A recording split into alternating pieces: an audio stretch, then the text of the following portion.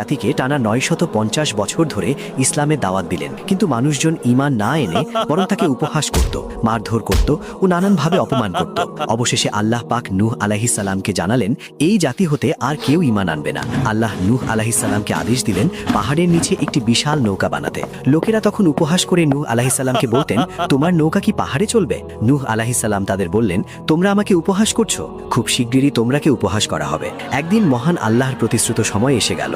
পৃথিবী ফেটে পানি বের হলো, আকাশ উন্মুক্ত হয়ে বৃষ্টি নামলো, বিশাল ঢেউ সকল নাস্তিকদেরকে গ্রাস করতে শুরু করলো। আল্লাহ নূহ আলাইহিস সালামকে বললেন, প্রতিটি প্রাণীর জোড়া জোড়া এবং ঈমানদারদেরকে নৌকায় তুলে নাও। এমন সময় তার নিজের ছেলে নৌকায় না উঠে কাফিরদের সাথে পাহাড়ে উঠতে চাইল, আর এক বিশাল ঢেউ এসে তাকে ডুবিয়ে নিল।